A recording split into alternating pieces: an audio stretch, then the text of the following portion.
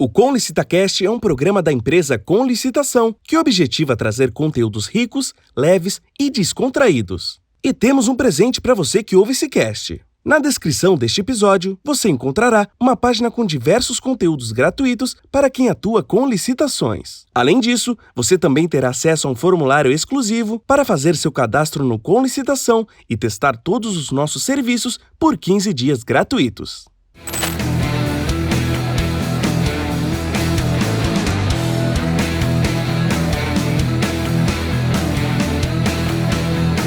Está começando agora o Com LicitaCast, o podcast inteligente das licitações públicas. Olá, seja muito bem-vindo a mais um Com LicitaCast, o podcast das licitações. E hoje nós estamos com convidados fantásticos, né? Hoje o nível tá elevadíssimo, hein? Eles vão fazer uma trilogia quase de conteúdos relevantíssimos para o fornecedor, né? Para a área privada. Então, muita coisa está por vir aqui, Antônio. Ô Bruno, e olha que interessante, né? A gente tá nesse imbróglio, será que vai ter carnaval, não vai ter carnaval? E o assunto, ele veio a calhar com essa indefinição, né? Porque muitas vezes eu vou lá, participo da minha licitação alegre, e a gente já sabe, né? Isso é natural de acontecer no mercado, mas nos últimos 2 anos vem acontecendo com uma frequência maior, que é a questão: será que eu vou ter que manter o meu preço até o final? E agora? O meu preço de entrada ali, eu estou comprando mais caro do que o valor que eu fechei para fornecer. E aí, como que eu vou ficar? O que eu tenho que fazer? Como fazer isso? E essa é uma grande dúvida realmente, é por isso que eles estão aqui.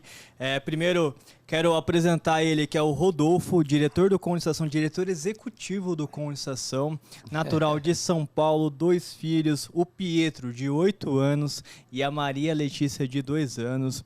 Nós temos aqui também o Pedro, que é o nosso diretor jurídico do Com Licitação. Ele é apaixonado pelo universo de licitações e contratos públicos, de contratações públicas. Eu particularmente convivo com ambos, né, diariamente ali.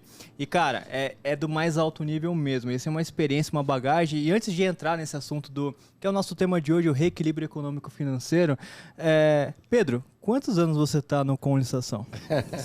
Somente 15 anos. Somente 15 anos? Só isso. Apenas 15 anos. E o Rodolfo, ele fundou, né?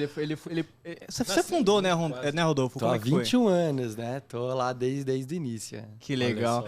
E lá existe uma brincadeira, né? Uma piada interna que a gente pode chamar, porque geralmente as pessoas que entram na empresa e vêm do mercado um pouco diferente, o tempo de casa, ele conta muito. Então, se você tá lá há menos de 6 anos, você é considerado novo. Porque você pergunta para todo mundo lá, todo mundo tem 15, 17, 20 anos de casa. Então, assim, quem tá entrando agora tem que passar o período de estágio ali, o período de experiência, ele é de 3 anos, cara. Ele é de 3 anos. Então, assim, é muito incomum você encontrar pessoas ali que sejam menos que isso. Então, eles têm muita história, já progrediram, né, nesse mercado. Então, sejam bem-vindos. Pedro e Rodolfo, até soa bem na dupla, né? É a dupla, quase uma dupla sertaneja. E aqui, para quem está nos assistindo ou quem está nos ouvindo, se você é o tiozão da Suquita, então agora chegou a sua vez de ser o novinho. É só mandar um currículo para rh@comlicitação. Se você for aprovado, você será o novo novinho das licitações. Essa eu não poderia deixar passar. Não pode deixar. Não, essa Bruno não. levantou a bola, tem que cortar. Vocês estão em período de experiência, então, por favor, facilita aqui pra gente. Eu e o Pedro, a gente já trabalha há muitos anos junto. E vocês colocaram nós dois aqui pra conversar. Poxa vida, a gente fala muito parecido, mas tem um detalhe importante. Porque eu geralmente discordo bastante do Pedro. Ou seja, ele quase sempre tá errado. Há controvérsias. Então eu espero que seja um assunto aí bem basilar pra gente concordar um pouco mais. Sem muita divergência. Sem muita divergência. Vocês têm que manter bem aí o alto astral. Tem Mas lá vamos lá. na empresa, lá eles têm, a sala deles fica uma do lado da outra. que acontece? Você sabe quando eles são brigados, que tem um cartaz assim dividindo. Assim, ó, você sabe quando eles são brigados, não quer olhar pra cara do outro, entendeu? É assim É praticamente um aquário. Aí geralmente o Rodolfo põe uma cartolina. Eu não sei por que ele põe aquela cartolina. Tá brigado. Agora ele não sabe. Eu nunca entendi bem o porquê. É que eu vejo que você fica me vigiando ali. Mas vamos lá, então. É porque ele é do jurídico. É. Não, mas a cartolina é providencial. Porque ele pensa assim, pô, vai saber se esse cara vai querer me processar depois. Deixa eu meter uma cartolina aqui, pô. Esse assunto ele é muito curioso de fato, é por isso que vocês trouxeram aqui bastante conteúdo. Primeira pergunta que eu quero é, muita gente está entrando na área, a nossa preocupação aqui é trazer exatamente para quem está começando na área e evoluir esse assunto. O que é reequilíbrio econômico-financeiro? Bom, o reequilíbrio nada mais é do que uma garantia para o fornecedor ou para a administração pública manter uma relação igualitária durante todo o período, né, do contrato. Então, é um mecanismo de segurança em que ele estabelece que tanto o fornecedor quanto a administração pública, se tiver alguma ocorrência excepcional de mercado durante o período desse contrato, ele tem essa garantia de que poderá reestabelecer. E é frequente isso, principalmente falando num ano de pandemia, em que a gente teve aí grandes oscilações de preço no mercado. Então, ele acaba sendo um mecanismo extremamente importante para estabelecer uma segurança jurídica. E vale para os dois, né? Uma coisa que geralmente as pessoas sempre acham que isso valia somente para o lado do fornecedor, mas a administração pública também, em situações que o valor fica desproporcional, ela pagando mais, ela tem a possibilidade de reestabelecer, abaixar custo, e já aconteceu em outros momentos. Então, é até uma curiosidade. Ô, Rodolfo, Legal. nesse quesito, você concorda com o Pedro? Não, olha, começar bem, é porque Rodolfo. tá no início aí começar a Se não concordar, você finge que concordou. Tá bom, pode deixar. Não, mas eu concordo sim. Eu acho que é um assunto muito importante a gente estar trazendo aqui, porque a figura do reequilíbrio, todo licitante tem que conhecer e tem que usar. Licitante que eu falo, mas é mais contratado, né?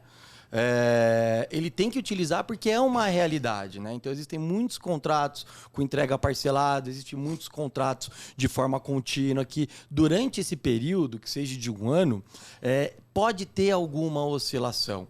Então, o Dr. Pedro muito bem colocou a questão do Covid, né? Teve uma demanda gigante lá no com licitação, lá no jurídico, porque teve muitas situações nesse sentido, onde ele não tinha mais como manter o preço, começou a ter prejuízo, e ele não pode simplesmente parar de fornecer.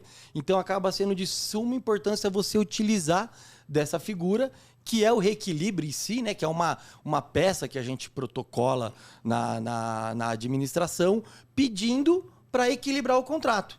Então, você demonstra ali quais foram os custos, né? O que até a gente vai até falar sobre isso, como que se demonstra isso. E você apresenta requerendo que ele aumente aquele valor para ficar equilibrado e você continuar tendo aí a mesma lucratividade e conseguir fornecer aí de forma completa o seu contrato. Então, é um assunto muito válido e muito legal. Legal, muito obrigado. E, Antônio, até um parênteses aqui. Somente o diretor executivo está de camisa. Isso mostra a diferença que ele tem, né, perante aos demais, né? Por isso que ele que coloca a cartolina e não o Pedrinho. Também. Já percebeu, né? Já percebeu. No próximo episódio eu quero ele de camisa, por favor. Você doa uma pra ele? Não, sim. No Tá próximo vendo por que a episódio. gente discorda? Não, mas esse aqui é o meu uniforme de guerra. É verdade. Eu tô todo dia assim. E pra eu usar uma camisa dessa aqui, primeiro vocês têm que me presentear com uma, né? Veio a cobrança, Agora eu entendi. Não podia faltar. Agora eu entendi. Legal. E assim, ó, claro, existem várias e várias frentes que viabilizam o fornecedor em si a pedir esse benefício. Acho que talvez seja a maior pergunta desse momento, né? Ainda estamos numa nova lei aí que ainda está em transição. O que mudou da lei antiga, para quem já estudou, como que fornece e tudo mais, mas o que muda perante a esse cenário que a gente vê aqui de uma nova lei? Com relação ao reequilíbrio. Ao você reequilíbrio, disse. exato. Com relação ao reequilíbrio, não muda absolutamente nada. O conceito, a definição e o modo de utilização, ele é igual. Tanto que se você pegar o dispositivo do 8666 e da nova lei, você vai ver que ele é muito parecido. Porque, na verdade, o reequilíbrio ele é um direito constitucional. A Constituição falou, olha, deve-se manter as condições iniciais da proposta. Baseado nisso, a legislação ela visa só complementar e estabelecer um procedimento para que isso seja concedido. Então, não houve nenhuma mudança significativa. A aplicação, o regramento, ele está bem parecido até na literalidade. Se você for ler, vai ver Parece que... um Ctrl-C, Ctrl-V. exato. Fizeram um apude ali, citaram da outra É um lei bom e sinal, colocaram. porque demonstra que Sim. não tem nenhuma falha e não precisou fazer nenhuma que é adaptação. um dispositivo efetivo. Tem uma situação interessante, veja, porque às vezes quem está nos acompanhando pode ser que tenha essa dúvida, que é a questão do o reequilíbrio. Então a gente já preliminarmente trouxe que o reequilíbrio é quando existe um desequilíbrio da parte do fornecimento e eu vou buscar trazer novamente isso aos parâmetros iniciais, então a manutenção da proposta ali. Lembrando, a manutenção da proposta não é só manter, porque alguns servidores ou até mesmo fornecedores imaginam, não, a manutenção da proposta é manter aquele valor do início ao fim. Não é isso, e sim manter as condições iniciais. Isso é uma garantia constitucional. Mas tem uma dúvida que gera muito grande, que é a questão do reequilíbrio, que a gente já começou a dizer, e a questão do reajuste. Porque em algumas vezes, e eu confesso que no início, quando eu iniciei na vida pública, para mim, reequilíbrio e reajuste era a mesma coisa. Não são. Daria para trazer o que difere um do outro para que o nosso ouvinte ou quem está nos assistindo consiga chegar ao órgão público com um instrumento correto. Estou pedindo o reequilíbrio, não, estou pleiteando um reajuste? E tem a repactuação também. Então, esse daí a gente deixou um pouquinho ali, mas eu ia trazer também. Mas se quiser já discorrer dos três ao mesmo tempo, podem ficar à vontade. Legal. E é legal essa pergunta do reequilíbrio pro do reequilíbrio com relação ao reajuste, porque até hoje existem muitas perguntas nesse sentido. A confusão é quase que generalizada. Porque geralmente as pessoas usam ele para tentar ali um equilíbrio dos preços, né? Então, a finalidade, vamos dizer, o objetivo fim é muito semelhante entre os dois, só que cada um serve para um propósito diferente. Enquanto o reequilíbrio ele serve para situações atípicas, anomalias do mercado, situações que você não poderia prever, ou ainda que você pudesse prever, você jamais conseguiria alcançar o impacto daquilo. O reajuste não. O reajuste é algo que você já consegue prever.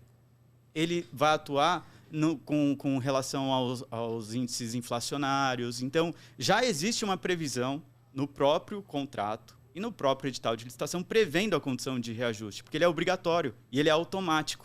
Então, você tem ali uma regra já estipulando que depois de 12 meses você pode reajustar o contrato para corrigir essa situação da desvalorização da moeda, questão inflacionária. Então, o propósito do reajuste é esse. Enquanto o reequilíbrio, eu não sei se vai acontecer um reequilíbrio ou não.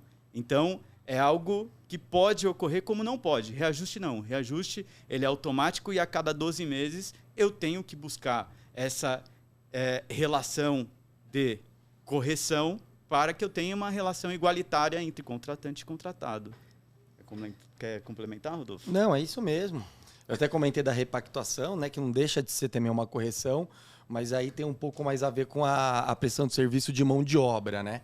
Que aí também, conforme o dissídio, existe essa figura que não deixa de ser uma correção, né, que também tem o objetivo de equilibrar o contrato, né? Que aí tem mais a ver um pouco mais com o índice mesmo do salário, dos profissionais ali da mão de obra em si, com o dissídio. Mas eu vejo que é isso.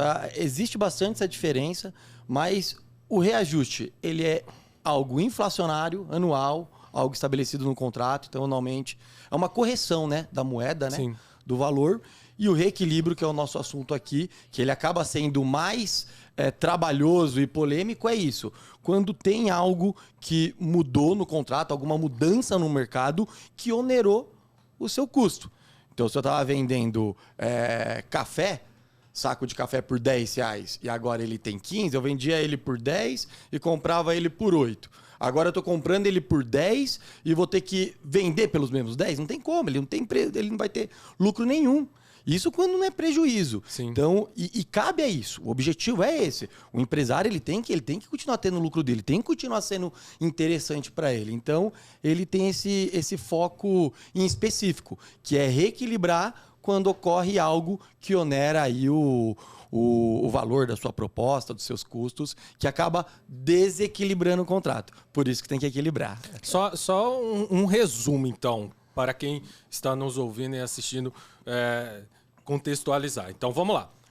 Reajuste, então ele já vem previsto no edital, então eu sei exatamente qual o índice que será aplicado no aniversário do meu contrato, por exemplo, ou na data estipulada no meu edital, então eu saberei previamente.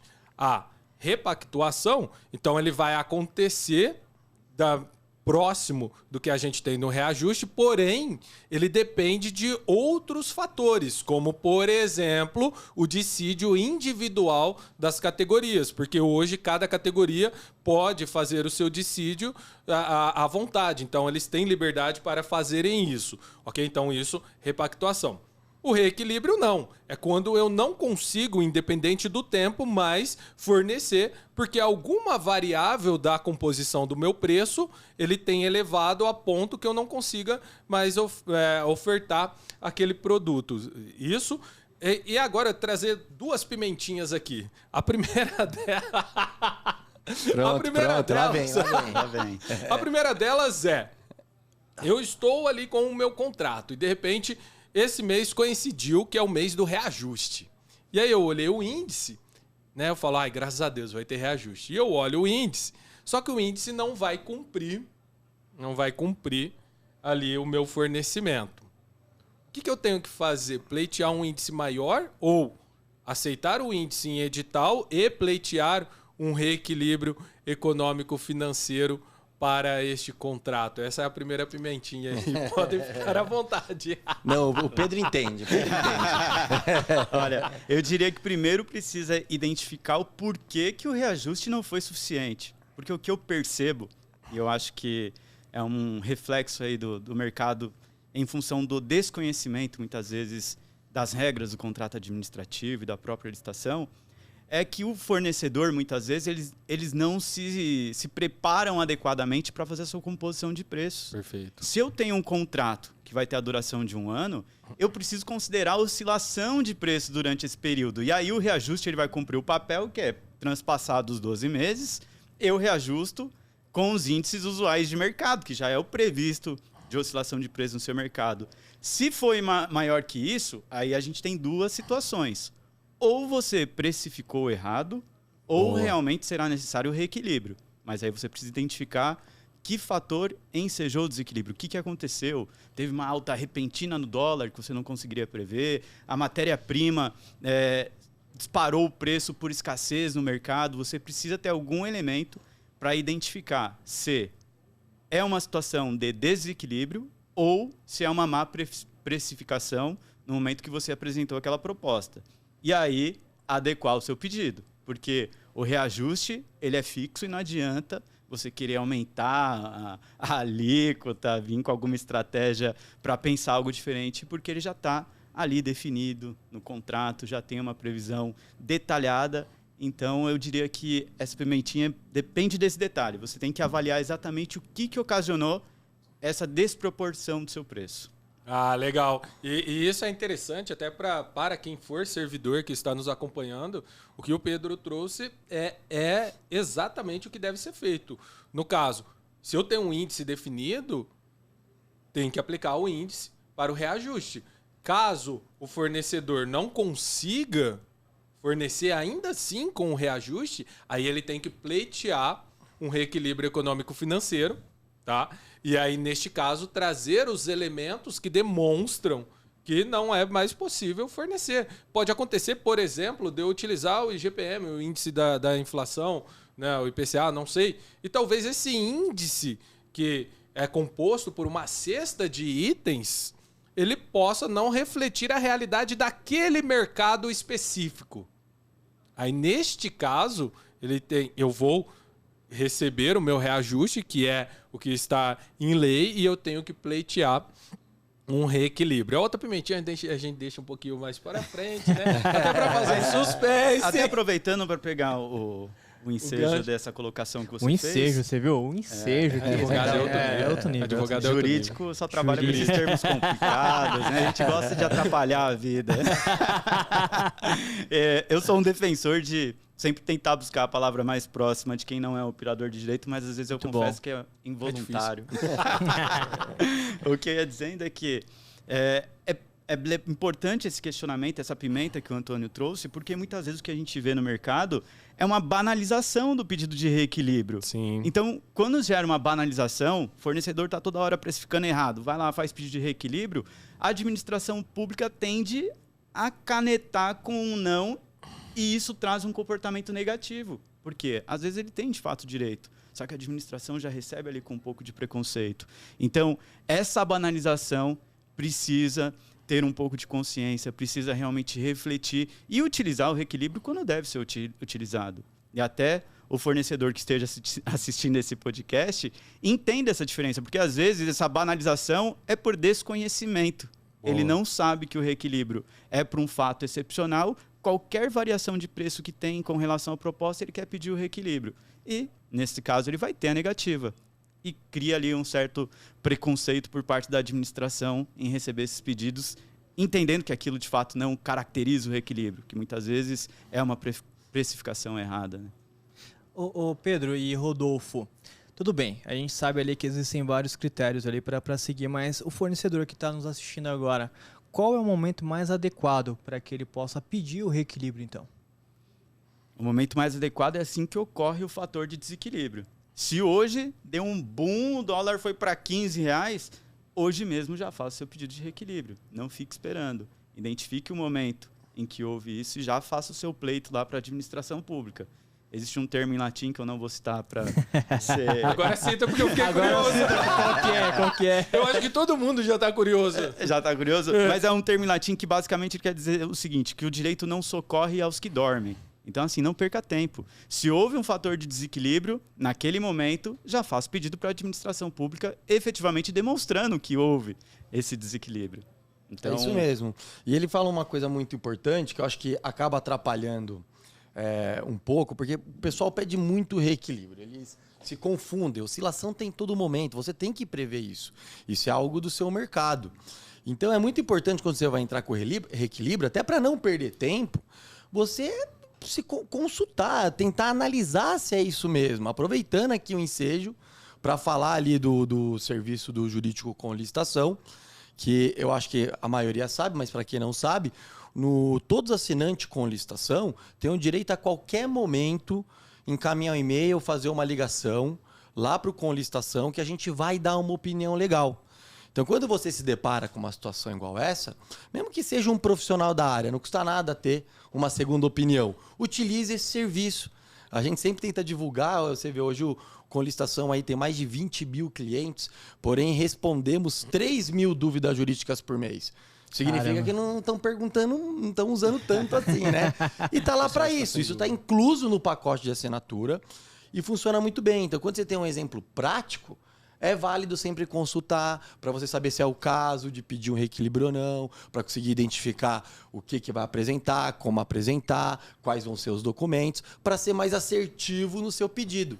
E também ajudando nisso, né? Como o pessoal pede muito reequilíbrio, os empresários, porque fez uma proposta mal elaborada, acaba atrapalhando. A administração ela já muitas vezes recebe com aquele pensamento que é mais alguém aqui às vezes querendo se beneficiar e aumentar o preço. Como que vocês viam isso lá, Antônio? Curiosidade de quem está aqui do outro lado. Isso lá até salientando que o Antônio ele era servidor público, Sim, né? Sim. diretor de Diretor-geral do compras, Departamento foi de pro Compras. tratamento, voltou e está aqui, né, Antônio? Depois do detox. Mas assim, o que acontece? Lá você cedia o reequilíbrio, né? Você não dava canetada, não. né? Depende. O que acontece? O reequilíbrio, quando ele é solicitado, você tem que apresentar elementos que provem que realmente você não tem mais condições de fornecer. Porque muitas vezes o que acontece? O fornecedor, às vezes, ele chega com um pedido e ele olha para o gestor público e fala assim, poxa vida, mas esse cara não está percebendo, olha, matéria e tudo mais. Não é bem assim. O que acontece? Muitas vezes acontecia. A empresa chegava e falava, não, mas eu estou precisando. Eu sei que você está precisando, eu quero te dar o reequilíbrio. Só que você tem que me demonstrar documentalmente como eu fazer isso. Quando estamos lidando com um órgão público, não é uma negociação igual a gente faz empresa com empresa, entre amigos. Então eu tenho que trazer todos os elementos. Por isso é muito importante a boa elaboração da proposta, inclusive mapeando todos os custos. Porque pode ser que o que está gerando o desequilíbrio não necessariamente é o fornecimento em si. Pode ser a entrega. Por que não? Pode ser a embalagem que você está utilizando ou algum produto específico, não sei. Então, na precificação, você tem que trazer tudo isso, porque aí fica fácil de você identificar e também comprovar isso com o órgão público. Legal. E aí vai de encontro com o que o Rodolfo levantou aqui. É muito importante ter o direcionamento correto para você apresentar aquilo da forma que deve realmente ser apresentado. Perfeito. O Antônio levantou uma situação aqui e que é um fato, e muitas vezes o particular, o fornecedor, não está preparado para essa realidade. Se relacionar com a administração pública é diferente de se relacionar com o setor privado. O servidor público, ele deve obediência às leis. Então, você já entregar um documento mastigado para ele, dizendo, olha, houve o fator de desequilíbrio, comprovo por A mais B, com base nisso, aliado aos fundamentos jurídicos que determinam que você tem que conceder, você facilita até a vida do servidor. Porque muitas vezes ele está lá do outro lado só esperando isso realmente para que você tenha a concessão desse reequilíbrio. Então, utilizem a consultoria jurídica do Cone Estação, que vocês vão ter esse direcionamento, esse norte para atuar cirurgicamente, para não ter que bater lá, voltar, e você já perdeu o prazo de entrega, aí vira uma loucura. E um ponto legal também que eles citaram é o fornecedor que requer ali uma consultoria jurídica do Cone Estação, ele também tem o histórico dele. Então, ou seja, se ele já pediu mais de uma vez, né, Pedro, ele já fica com o seu histórico ali para ele realmente ter onde consultar e lembrar. Então, os nossos consultores jurídicos ali, eles fazem um trabalho muito bacana em relação a isso, né? E podem pedir à vontade, tá? O pessoal ali fica, eles não ficam selecionando, não, eles respondem mesmo, tá? E Pedro e Rodolfo, chegamos à parte que eu quero realmente saber. Como que faz reequilíbrio? Uma boa pergunta, Bruno. O reequilíbrio, assim como qualquer ato dentro do processo licitatório e da contratação administrativa, tem que ser escrito. Ele tem uma forma definida, que é você redigir esse pedido, como a gente comentou aqui anteriormente, citando os motivos que justificam o reequilíbrio, aonde que houve esse desequilíbrio. O Antônio levantou um ponto relevante aqui, que é qual item foi desequilibrado. Às vezes, o cliente tem um item que foi desequilibrado, aí ele aproveita para reequilibrar todos os itens. Vou fazer o reequilíbrio aqui, já vou subir todos os preços. Por exemplo, teve o aumento em 300% do aço. Tá bom, foi 300% do aço. Mas quais outras matérias-primas incidem no produto que você está fornecendo? E os custos diretos e indiretos, transporte, Perfeito. aonde que está o impacto disso? Então, você tem que efetivamente mostrar aonde houve esse desequilíbrio e os fundamentos jurídicos que lhe dão o direito a pleitear isso. E o direito para que a administração pública, analisando esse documento, conceda esse reequilíbrio. Então, a forma de se fazer o pedido de reequilíbrio é sempre por escrito, sempre com esses elementos, justificativa e motivação daquilo que você está pedindo para que a administração pública possa te conceder, porque não é, às vezes, má vontade, às vezes é falta de eficiência de quem formulou esse pedido ou fez da forma inadequada. Legal, legal. Não, e fazer uma peça bem elaborada é de suma importância. Quem te perguntou pro Antônio se ele deferia lá os equilíbrios, você viu que ele não respondeu, Saiu pela né? tangente. Você percebeu, Saiu pela né? tangente. Porque se você fizer uma coisa muito bem elaborada, comprovado, muitas vezes a administração já nega. Imagina se você não fizer dessa forma, né? Não respondeu ainda, mas tudo bem. Não, na verdade, na verdade o que eu quis dizer é o equilíbrio econômico-financeiro é uma garantia constitucional. Não cabe ao servidor negar o prazer.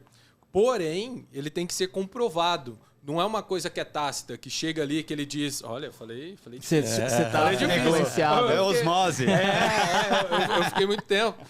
Daqui a pouco eu começo a falar de infinito. Que foi a única coisa que eu decorei. Mas tem que ser comprovado, o fornecedor tem que comprovar. Porque o gestor público, ainda que ele entendeu, você foi lá, explicou para ele, ele fala, tá, eu entendi, só que me coloque isso no papel me demonstrando que A mais B vai ser C, que eu te concedo o C. Então, veja, o reequilíbrio, apesar de ser constitucional, a grande questão é como que você vai apresentar isso para comprovar que realmente o seu contrato está desequilibrado. Eu lembrei aqui de um caso que aconteceu conosco, né, obviamente antes da pandemia, os itens eram cesta básicas, e uma determinada empresa pediu reequilíbrio de alguns itens. E aí, no processo, a gente pediu para ele apresentar todas as comprovações. E no final, a gente descobriu que o item que ele estava pedindo reequilíbrio realmente estavam superior e mereciam reequilíbrio. Porém, os demais itens tinham diminuído. E neste momento, ficou comprovado que o item que ele estava vendendo estava inferior do que o valor quando ele arrematou a licitação. Então, sim, houve reequilíbrio, porém, para um valor menor, neste caso. Esse fornecedor deve ter ficado feliz. Sim, claro. Que é o caso que o Pedro falou logo no início, bem no comecinho do podcast, que foi a situação deve ser equilibrada para ambos os lados. Então, pode ter reajuste, como também pode ter um desajuste no valor. Mas você indeferiu esse daí, né? Não, o Antônio hoje aqui, a nossa formação aqui é fornecedor, né? A gente é do lado do licitante, né? A gente tende levemente a defender o fornecedor. Eu percebi. Não, mas ele já tá vindo pra esse lado. Eles estão igual o Silvio. Estão aqui para me complicar. Exatamente. Eu tenho que tomar cuidado. A gente tende a achar que a administração não tá fazendo tão correto. Mas é bem leve, bem leve. Não vamos comprometer. Mas foi bem falado e bem observado, porque o reequilíbrio ele tem para subir, como também para diminuir, e ele também quando tem alguma alteração também no projeto. Então ele está entregando Perfeito. no horário de expediente e a administração tem uma necessidade que seja entregue fora do horário de expediente, Boa. também é uma outra situação que configuraria, porque aumentaria o custo, né? O expediente é um custo, fora é outro. E também sejaria aí a figura do reequilíbrio, tá? Fazendo essa adequação. Um exemplo básico. Aqui em São Paulo tem rodízio. Imagina que você contratou, não sei, por algum motivo, um determinado transporte. E ele tem um veículo lá. E o transporte seria em dias que coincidiam que aquele veículo poderia rodar. E de repente você solicita para o veículo rodar em um dia que aquela placa não pode rodar. Veja, ele vai ter que adquirir um outro veículo de alguma forma para poder satisfazer o contrato. Então, neste caso, também caberia, ainda que para aquele caso concreto, um reequilíbrio. Sim ou não? Ele teria que Sim, aumentar sim. também a distância, né? Que para ele driblar ali o rodízio, ele vai ter que dar uma baita volta também. Então, É uma das formas também. Ou adquirir um outro veículo, ou dar uma distância maior, mas dependendo do local que vai, Exatamente. coloca uma fita isolante. Não Tá ouça o vendo? Antônio. Tá vendo por que que a gente defende o fornecedor, Rodolfo? Agora falando uma coisa interessante, não precisa nem cortar essa parte. Uma vez, em 2014, a gente comprou 2 carros novos, eu e meu irmão, e uma vez chegou uma multa daqui de São Paulo, de rodízio, de um carro, chegou no carro do meu irmão, de uma pessoa que fez isso, colocou uma fita isolante e na foto aparecia um carro, era um carro totalmente diferente, não era o carro do meu irmão, porque fizeram isso. Não estou dizendo para fazer, muito pelo contrário, inclusive isso é crime, mas é só uma questão para a gente trazer aqui. O Pedro e Rodolfo, o jurídico do Condensação ele é muito forte, né? Estamos falando agora sobre reequilíbrio econômico-financeiro. É possível o fornecedor, para ele, que vai fazer agora, do zero, ele se basear em algum modelo que existe no mercado? Ou existe algum modelo para isso? Existe. Existe um modelo, que eu posso dizer assim, da petição. Obviamente, é a estrutura do pedido que você vai fazer para a administração pública. Ali você já tem uma ideia, como apresentar, do que você vai apresentar. Obviamente que você vai ter que adaptar o seu caso concreto, porque não tem como um modelo de peça atender a todas as especificidades do seu caso. Se ele foi desequilibrado por alta do dólar, se ele foi desequilibrado por uma questão de ausência de matéria-prima no mercado. Então, nós temos sim um modelo. Todos os clientes que passam pela consultoria jurídica e solicitam esse modelo, nós disponibilizamos. Então, havendo qualquer necessidade nesse sentido, a gente pode sim auxiliar, dar um norte para ele. Tanto que a nossa consulta, ela vai além, porque geralmente ele nos pergunta se há realmente uma relação de desequilíbrio, qual o caminho jurídico para se perseguir isso, a gente dá todo o caminho para ele e ainda o modelinho, ou seja, com a consulta ele consegue fazer um pedido de reequilíbrio. Agora, uma situação que eu costumo bater muito na tecla, o fornecedor ele precisa também ter a sabedoria de analisar a relevância e importância daquele contrato. Boa. Porque assim, se é um contrato relevante, 90% do faturamento da empresa é baseado naquele contrato, não se arrisque. Procure a ajuda de um profissional que vai fazer o pedido da forma adequada e vai garantir que vocês não tenham risco de ter isso negado, ter que discutir em juízo. Então, é sempre muito importante avaliar isso. A consultoria jurídica ela é muito eficiente para te dar esse direcionamento, esse norte. E em situações corriqueiras do dia a dia, você pode, com certeza, utilizar esse esqueleto e as orientações do nosso time, mas em contratos de grande relevância, analise com cuidado. Pense na possibilidade de contratar um profissional especializado para te ajudar nessa demanda. Vale muito a pena. Muito bom, Sim, muito bom. sim, eu iria falar exatamente isso, porque você tem um modelo, ok, mas e como preencher esse modelo, né? Quais são os elementos que estão ali por trás? Óbvio, ter um modelo é melhor do que não ter nada. Essa é verdade. Com certeza. Porém, ponto de partida. Exatamente. Porém, trazer ali a expertise de alguém que está lidando todos os dias com isso, que estuda todos os dias. Eu ia usar uma palavra... Nem venha com essas palavras. Eu ia falar... Eu nem consigo falar, então nem vou falar, mas era um juridiquês, tá? Mas para quem está no dia a dia lidando com aquilo, com certeza... Como o Pedro falou, poxa, é um contrato extremamente relevante. Eu preciso disso. A minha empresa depende disso. Pô, vamos contratar alguém que tem expertise que vai elevar muito as chances de ter sucesso. Legal. Não, e só fazer um complemento, o Bruno, que eu acho que é importante. Porque a gente está falando aqui, dependendo do contrato, é importante fazer uma peça muito bem elaborada e, se for o caso, até procurar profissionais da área. Porque se ele for negado... Acabou esse negócio. É um segundo problema. Entendeu? Sim. Ali a peça do reequilíbrio é o primeiro momento. Então, você conseguir ser assertivo ali é de suma importância. E se o reequilíbrio for negado, você não vai simplesmente não fornecer mais. Existem outros meios, vamos aqui mencionar, mas você tem que continuar fornecendo a priori, mesmo tendo aquele prejuízo. A priori. Aí, ó. A priori. Sabia.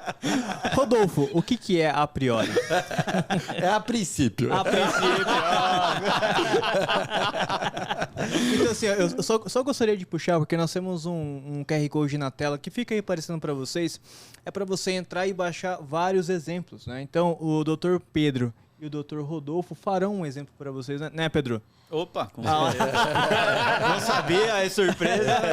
Mas fará pelo menos para ele ter um começo, meio e fim. Lógico, cada processo é um rito. É um rito. É um rito, viu? A gente tem que falar. Estamos aprendendo aqui. O Bruno tá aprendendo aos poucos. Aprendendo. Daqui a pouco ele tá falando eu tô em juridiquês. fase É um rito ordinário ou experiência ainda. sumário? Experiência de 3 anos aqui. Eu chego lá. Pedro e Rodolfo, no registro de preço, isso muda alguma Eita. coisa? Agora é polêmica. no Essa ar. era uma das pimentas que eu ia trazer, mas já que ele trouxe, joga nas costas Essa era a dele. segunda pimenta? Era a segunda pimenta, a questão do registro de preço. Mas já que ele falou, joga nas costas dele. E o registro de preço é onde gera realmente a maior polêmica quando se fala em reequilíbrio econômico financeiro. Geralmente são 12 meses e geralmente ele vai ter esse tipo de problema. E aí vem alguns imbróglios. Sabe o que é imbróglio? Olha só. Primeiro imbróglio. Registro de preço, ele pode ser regulamentado de uma forma no governo federal, de outra forma Boa. no governo estadual e de outra forma no municipal. E muitas vezes essas diferenças de regramentos vão afetar diretamente nessa pergunta que o Bruno me fez agora. Porque existem decretos que autorizam, sim, o reequilíbrio da ata de registro de preço. E tem alguns que, às vezes, tem uma má redação, às vezes, de fato, ele não autoriza. E você vai ter que ter uma certa habilidade jurídica para reverter isso, se conseguir reverter. Sim. Eu cito muito como exemplo o decreto do governo federal. Sim. Porque ele é bastante polêmico nesse sentido. Na minha opinião, ele é mal redigido. A gente até brinca, né? Que ele estava redigindo, Saudoso. foi dormir, aconteceu alguma coisa nessa noite, a hora que ele acordou, ele já acordou de mau humor e fez o resto do decreto, porque olha... É aquele que dá o doce pra criança e tira. Né? Exatamente. Porque se você faz a leitura do artigo 17 do decreto federal, Sim. você fica absolutamente tranquilo. Você fala, opa, que legal, vou ter o reequilíbrio aqui da minha ata. A hora que você 18 e continua, o fornecedor vai murchando, né? Então, Dá o piripaque do Chaves. é um assunto extremamente polêmico por esse ponto. Na minha opinião, ainda que a redação esteja feita de forma, não vou dizer errada, mas está mal elaborada, eu entendo que cabe, sim, a figura do reequilíbrio. Mas, na prática, a gente vê opiniões para os dois lados. Sim. Existem pessoas dizendo que não cabe reequilíbrio, e aí a gente sabe que direito é sempre muito questionável, é uma ciência humana, não há como você dizer taxativamente esse caminho ou não. Tanto que eu aprendi uma coisa na faculdade, qualquer resposta que te fizerem e o objeto for uma discussão jurídica, Depende. sempre vai ter uma resposta certa que a depende. Essa pergunta... Isso eu aprendi cedo. Essa é a resposta para tudo. Então, quando você tiver com uma ata de registro de preço, primeiro ponto é observar que decreto está regulamentando aquela Boa. ata de registro de preço. Porque existem algumas que você vai ter mais facilidade, que ele já reconhece. Eu não me engano, o decreto de Minas Gerais ele já estabelece essa possibilidade de negociação. Diferente do decreto federal. Que cria essa necessidade de fazer uma interpretação mais profunda, né? Utilizando ali as habilidades jurídicas para chegar num raciocínio que diga, olha, eu estou levando em consideração aqui o artigo 17, como é um preceito constitucional, eu entendo que de fato deve prevalecer, mas você vai ter que ter um pouco mais de trabalho para demonstrar isso. Então, a resposta é, depende. E se eu poderia dar alguma dica para o fornecedor, a dica que eu daria é, comece analisando qual que é o decreto e tome medidas preventivas para que você faça sempre o pedido no momento que houver o fato de desequilíbrio, né? Porque ainda que você não consiga o reequilíbrio, se você fala antes, minimamente ele vai te liberar do compromisso, porque eu acho que o pior resultado é você não ter o reequilíbrio e ainda ser obrigado a fornecer em situação de prejuízo. Então, o próprio decreto federal, ele fala, ó, se o fornecedor me falar antes que houve uma situação de desequilíbrio, e isso aí é cristalino, né? Não há discussão, tá lá. Ele pode ser liberado do compromisso sem aplicar nenhuma penalidade. Agora, se ele não falou antes, aí ele vai ter dificuldade, que ele vai ter que defender essa tese de que, ainda que esteja ali meio estranho o decreto, ele tem sim direito ao reequilíbrio. E se o entendimento for diverso, vai ter que fornecer com prejuízo, né, Rodolfo? E é recorrente esse tipo de situação. A verdade seja dita, a grande maioria dos pedidos de reequilíbrio de ata são negados. É um assunto polêmico, existe esse imbróglio e tem que tentar pedir, né? Eu acho que é o primeiro passo, tem que você fazer. Você vai ficar fornecendo com prejuízo. Pedir antes de fazerem o pedido, porque aí a lei é cristalina nesse sentido. Se você fizer depois, você tem que fornecer mesmo tendo prejuízo.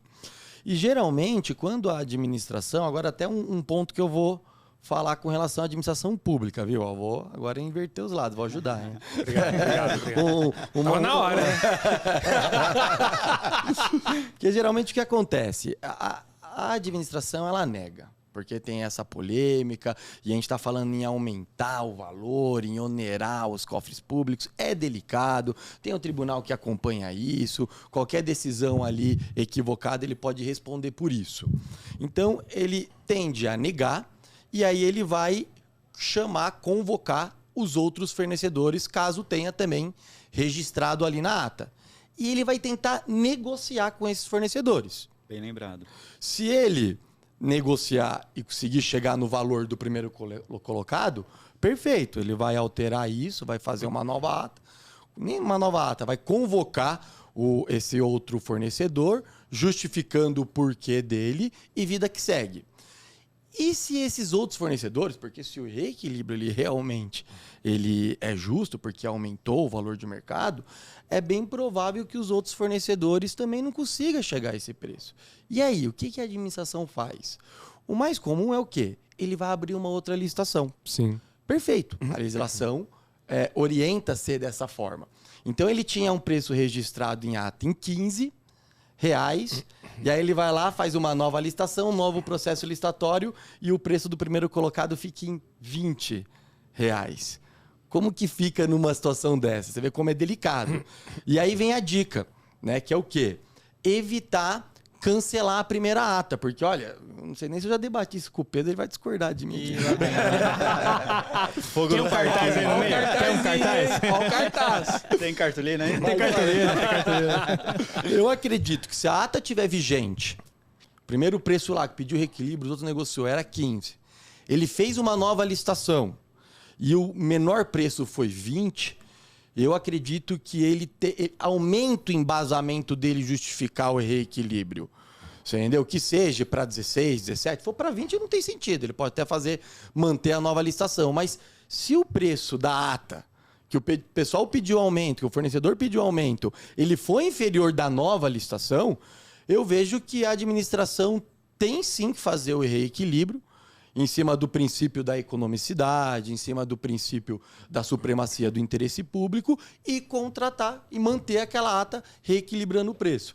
Eu sei que é um pouco polêmico, mas eu vejo que faz sentido e é razoável. É muito melhor ele ter ali um desafio para encarar aquele reequilíbrio, apesar que vai ter um fundamento a mais. Que é o que? Fiz uma outra licitação e ficou mais caro ainda. Do que ele necessariamente desconsiderar e contratar no preço daquela primeira licitação. Ele vai estar contratando um preço superior. Isso é muito delicado. Tudo que a gente fala que onera os cofres públicos, o Tribunal de Contas está lá para isso. E eles fiscalizam mesmo, então tem que evitar esse tipo de situação. Daí a dica. Faz a nova licitação, então não considera o reequilíbrio, porque é o entendimento deles.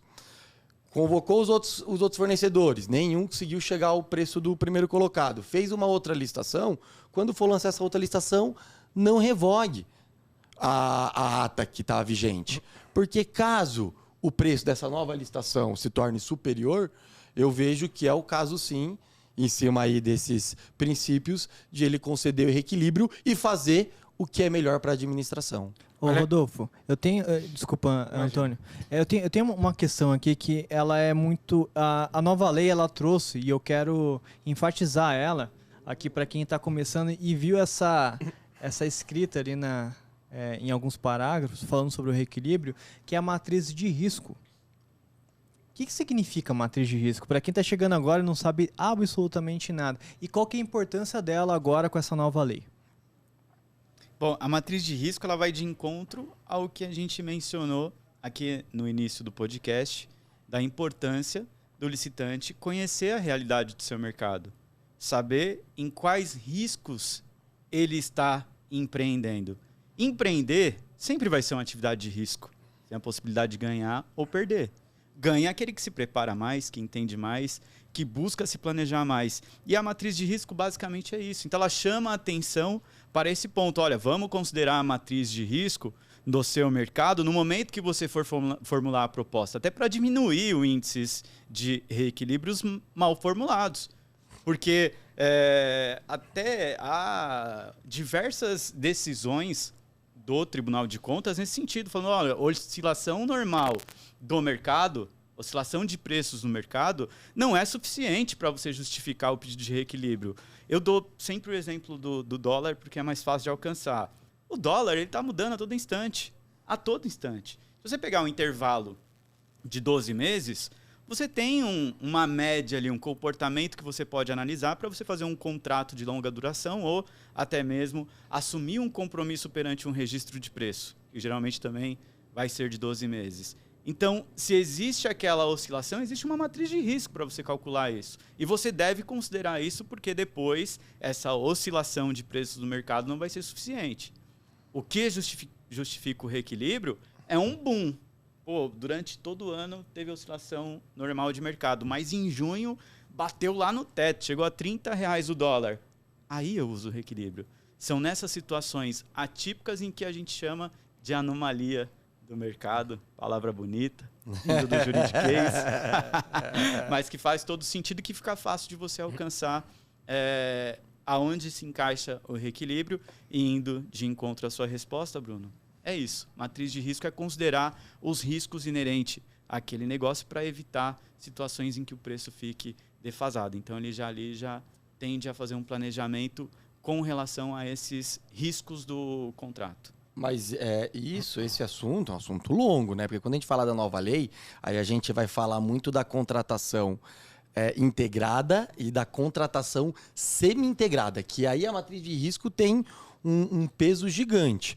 Porque na grande... N fatores, né? São vários aspectos a serem considerados. Não é tão simples assim. Isso é um fato. Porque, em regra, quando você vai participar de uma licitação, geralmente ela vai ter, ela vai ter o projeto, ou vai ter o projeto básico, que vai ter os elementos para você fazer sua proposta, ou vai ter o projeto executivo também, né? Que aí ele já estabelece como você vai executar aquela licitação.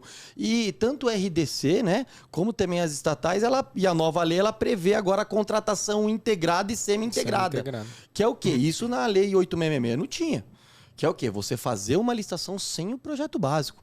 Então a administração fala a necessidade, ele faz uma proposta, um preço, ganha a licitação e ele que vai elaborar o projeto básico. E se ele elaborar um projeto básico não tão inteligente que aquilo vai dar um prejuízo e ele vai ter que mudar o valor dele lá na frente? Então a figura do reequilíbrio nesse tipo de situação, ela é um pouco mais delicada. Sim. Porque em regra, você fez o projeto básico, não foi a melhor solução, agora você quer pedir reequilíbrio, é diferente das licitações da 866, que é o nosso assunto aqui principal, né? Que aí já não, o projeto básico já está ali, você faz um preço exato, certo? Agora, quando a gente fala de contratação integrada, que aí só tem o anteprojeto, né?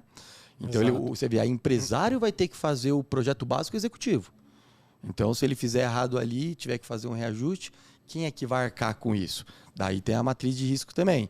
E tem a contratação semi-integrada, que aí quando só não tem o projeto... ele só não tem o executivo, só tem o básico, né? Então, é de suma importância. Mas é um assunto longo, a gente pode até marcar um podcast para conversar sobre isso, né?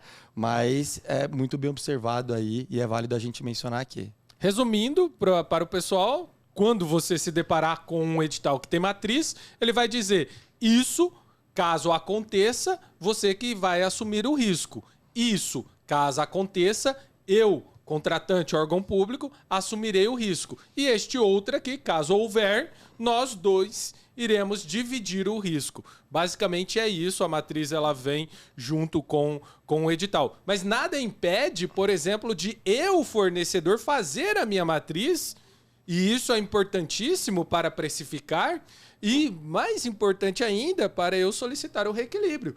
Porque uma vez que eu tenho a minha matriz, eu sei exatamente todos os elementos que vão impactar no meu preço e eu consigo identificar de forma clara e objetiva qual deles que estão deixando eu desequilibrado e apresentar isso para o órgão público. E Legal. precificar da forma correta, da forma adequada. Perfeito, perfeito. O principal é isso, porque tem um mito muito grande, né, Pedro? Que é a questão assim, só vai ganhar a licitação quem tem o menor preço. Cara, não.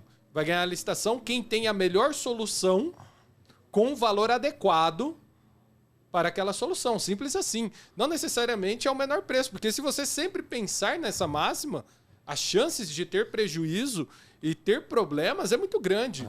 Hoje em dia, com o advento da informática, se você for penalizado aqui, amanhã o Brasil inteiro está sabendo, porque já colocaram um portal transparência, já colocaram aqui e ali, e você não vai mais participar de licitações. Aí você vai fazer o quê? Vou fechar minha Fornecedor que for empresa? esperto, ele vai lá na ferramenta concorrentes do Com Licitação, vai puxar tudo Vai a puxar capivara. tudo, já vai trazer tudo, já vai mostrar, ó, tem até, ó, esse daqui tem tendência de não cumprir o contrato, hein? Não, e essa questão que você falou do menor preço é muito verdade. É impressionante como as empresas ficam, às vezes, ali no lance, em segundo, terceiro e quarto, e a empresa que vai levar o contrato. Então isso é uma coisa que a gente tenta orientar bastante os empresários, sabe? Essa questão de ir dando lance, se empolga, contrato importante, não quero perder o contrato, quando vai ver, tá ali enforcado. Sendo que, estrategicamente, ele tem que fornecer, apresentar um preço que é interessante, que ele vai ter lucro, ele se sente seguro, porque a proposta ela tem que ser séria e firme. E se de repente outras empresas tiverem preços menores, ok, faz parte do jogo. Depois você analisa com carinho essas empresas, se eles apresentaram aí uma proposta de forma correta, se tem toda a documentação. Daí a importância de buscar informação. Licitação tem muito isso. Licitação ele é procedimental. Você ter informação, você ser mais preparado, você não comer bola, usando o termo aí popular, é muito importante, porque é normal diariamente ter empresa sendo desclassificada, inabilitada, ora por falta de conhecimento, ora por falta de informação, mas às vezes até porque comeu alguma bola e vão colocar a culpa no estagiário, né? Mas... ou nas cartas marcadas da licitação, né? eu não queria levantar essa polêmica. Eu não queria levantar. Não, mas é o que mais acontece, né? Se não tem estagiário, eu vou colocar a culpa em quem? Tem que ser no próprio modelo das licitações. Eu vou enquanto ele vem chegando aí, no nosso quadro, para quem você tira o chapéu, aí Rodolfo e Pedro, peço para que vocês se organizem aí. Você que está nos assistindo, nós tivemos no começo desse mês uma live ao vivo de podcast fazendo inúmeros lançamentos. E um deles é o nosso Com Licitagol. Então, se você quer se aprofundar nos assuntos, em cursos, nós temos também, se eu não me engano, o pessoal falou lá que é a Netflix da licitação. Então, se você que não conhece, ainda tem QR Code na tela para que você possa conhecer também. E tem dúvidas ainda? Tem cursos lá para você paga mensalmente ali um valor e você tem acesso a inúmeros cursos. Então, cursos, séries, inclusive o meu tesouro tá lá também com conteúdos, o Dr. Pedro, o Dr. Rodolfo, tá todo mundo lá, toda a nossa equipe de especialistas também estão lá para propiciar conteúdo e numa linguagem simples. Qualquer um que entra pode absorver ali e poder atuar na área. Se você quer de uma empresa e você não tem tempo de treinar seu funcionário, você pode ir lá. Nós temos uma trilogia. Maratonar. Ele vai maratonar as licitações. E ele consegue, Antônio, entender. Geralmente o pessoal pega alguém do mercado que não é do mercado. Boa. E aí o que vai acontecer? Você tem uma integração lá. Ele passa desde o começo até o final. Ele será treinado. Servidor público também. A gente tem essa trilogia ali, essa trilha de aprendizado para que ele possa também já, em uma semana no máximo, já consiga já atuar na área. Legal, né? Legal, massa demais. Legal. É a Licitaflix. Agora, pessoal, eu queria só dar uma ênfase. Nós estamos falando aqui de reequilíbrio. Eu acho que é de suma importância isso. Porque você fala assim, para você solicitar o reequilíbrio e ele ter êxito, qual é a principal característica, ao meu ver? Primeiro, né, obviamente, tem que fazer sentido, tem que fazer jus do pedido de reequilíbrio. Mas é a comprovação. Então, assim, a documentação que você vai apresentar para demonstrar que aquele preço desequilibrou, que ele aumentou, Isso é de suma importância. É onde que eu vejo que os empresários mais comem bola. Entendeu? Eu acho que o primeiro passo, quando você fala de reequilíbrio e documento, você pensa o quê? Nota fiscal. Que é super válido. Então, você demonstra que quando você apresentou a sua proposta ou quando você fez o primeiro fornecimento, você pagou 10 na nota fiscal e agora está valendo 15. Então, é um documento de suma importância. Porém, qualquer documento que venha fortalecer isso, então, desde notícia na imprensa, na mídia, desde um parecer técnico, isso é muito válido de suma importância. A administração pública ela tem que se convencer que, de fato, teve um reequilíbrio. E como muito bem mencionado aqui, o reequilíbrio ele é um direito, né? Então, é um direito do licitante, do fornecedor. Então, esses documentos acabam sendo muito importantes. E não adianta, às vezes, vamos falar aqui de novo da nota fiscal. Porque eu vejo que acaba sendo um documento muito importante. Aí você pagava 10 e agora está pagando 15. Aí a administração vai lá, faz uma cotação no mercado e vê um monte que está fornecendo por 9. Então, para o seu reequilíbrio ele ser mais forte ainda, é importante você pegar outros também. Então, você fala assim, eu estava pagando 10, agora está 15, e eu fiz uma cotação no mercado, tem essa aqui que está 16, tem essa aqui que está 18, para você ir demonstrando, cada vez você ir se articulando e amarrando mais, para demonstrar que, de fato, teve esse desequilíbrio e é um direito seu tá fazendo aí ser concedido esse equilíbrio para você continuar aí fornecendo o contrato, que é o objetivo aqui, e continuar tendo lucro, que o empresário não quer trabalhar de graça para ninguém, né?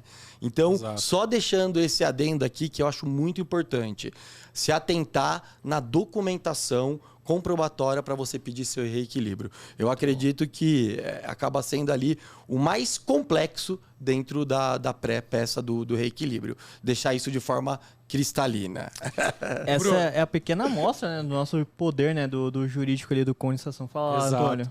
Eu não sei se você percebeu, mas ele deu uma cutucadinha. Ele falou assim, o empresário não quer trabalhar de graça. Tipo assim, você não é empresário porque o Silvio me contratou de graça. Não, eu senti isso. Eu senti isso. Não sei. É diferente, é filantrópico. Você deu o empresário, ele fecha negócios filantrópicos. Eu entendi. Não. Tentou consertar. O valor não está associado ao dinheiro muitas vezes. Isso só do lado de lá, porque o daqui tem que pagar, né? Estão tentando resolver. Eu não sei se tá ficando bom. Não sei. Seja bem-vindo aqui ao nosso quadro. É a segunda vez que ele tá aqui e já foi um sucesso, cara. É o Raul Gil. É o Raul Gil, pra quem você tira o chapéu. Ele veio aqui testar vocês aqui pra ver pra quem vocês tiram o chapéu. Então fique à vontade. Raul Gil, seja bem-vindo. Obrigado, Senhor! Mais uma vez estamos aqui para o... Pra quem você tira o chapéu? Quase que eu travei aqui, ó. Receba o chapéu aí. Vocês escolhem quem que vai ficar com o chapéu aí. Lençóis maranhenses. Quem vai colocar o chapéu? Tem que usar isso aí? Tem que usar. Pra poder tirar o chapéu. De florzinha, coraçãozinho. Eu não sou preconceituoso, né? Não tem problema. Você coloca na cabeça. Se você quiser tirar o chapéu, Pedro, porque eu vou Pedro, dizer acho aqui... que combina, acho que vai combinar aí, ó. Isso. Ah lá. E enquanto o cabelo tá crescendo, né, Pedrinho? Vai prejudicar o crescimento. Vai prejudicar o crescimento do meu cabelo, eu vou colocar na conta do Cone Citacast. Tem que mandar a conta pro Raul. Olha, manda pro Silvio Santos que ele tem mais que Não me fala Silvio Santos. Vamos começar então. Pra quem você tira o chapéu? Vou jogar uns temas aqui. Eu quero saber se vocês tiram o chapéu, porque eu vou dizer aqui. Olha cá. Vocês tiram o chapéu ou não para... Vocês tiram o chapéu para o sistema de registro de preços? Tira ou não tira o chapéu? Polêmica, hein? Deixa eu fazer uma reunião aqui porque a gente discorda muito. Né? E aí tem que rolar um consenso nessa... Vocês que sabem, vocês que mandam aí. Cada um com uma. Vou deixar pro universitário. Tira o chapéu. Eu tiro o chapéu não? pro sistema de registro de preço. Temos Eu vou justificar. Mas tem reequilíbrio no sistema de... Tem que ter, na minha opinião. Eu vejo como uma forma eficiente desde que utilizado da maneira correta. E eu vejo que o maior problema é não ser utilizado da forma correta. Não há problemas com o sistema de registro de preço.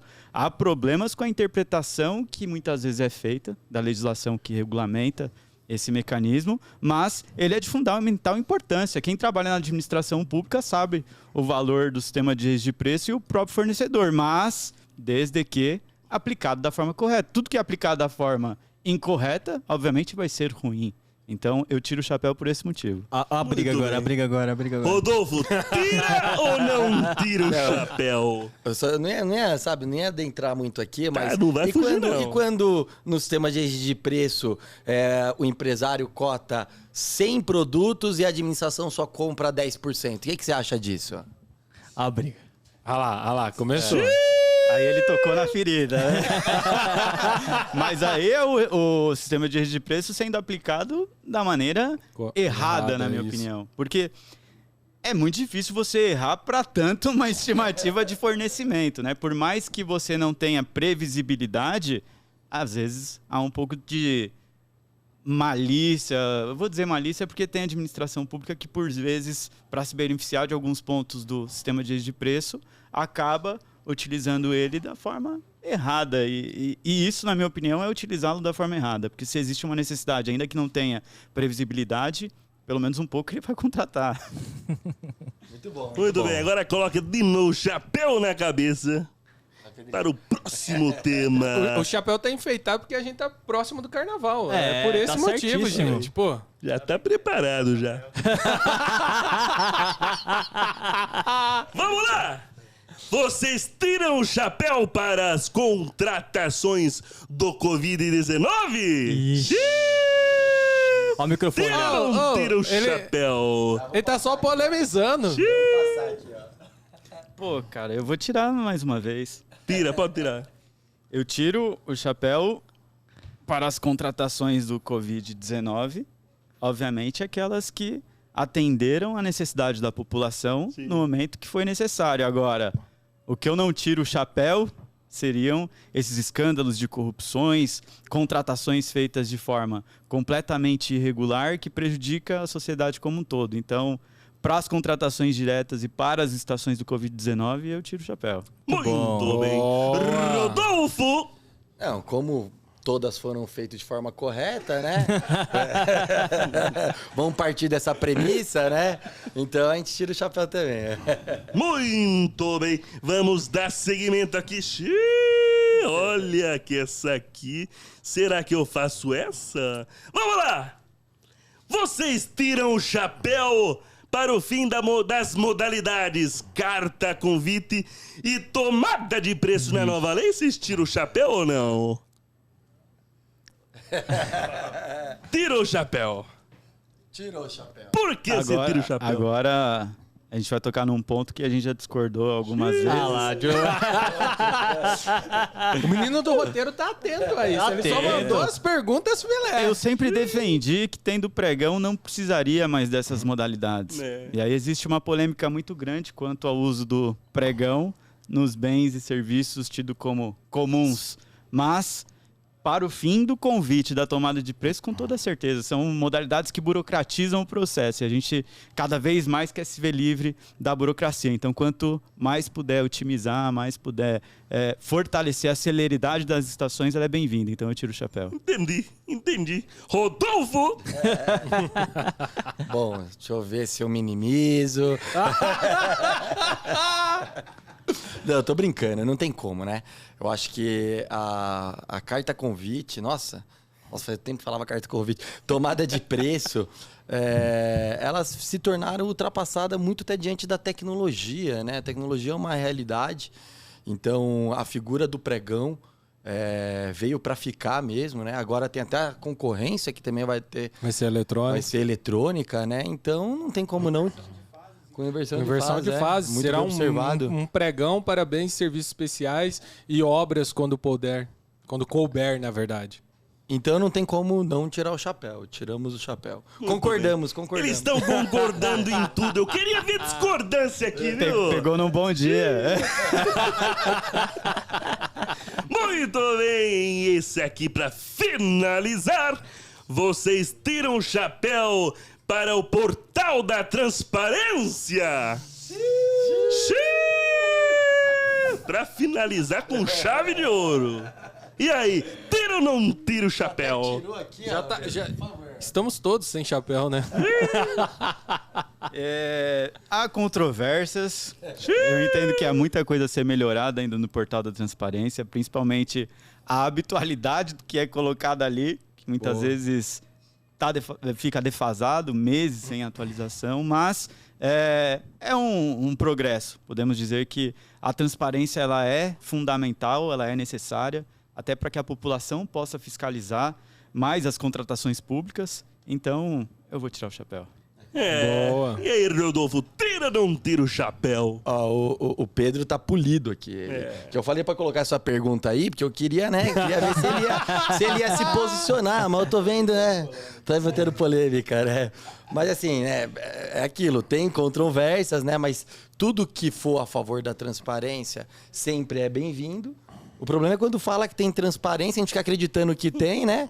Mas na prática, vou tirar o chapéu pela iniciativa. Muito bem, muito bem. Esse foi mais um Para Quem Você Tira o Chapéu, hoje com o Rodolfo e com o Pedro. Obrigado, Bruno. obrigado, Raul.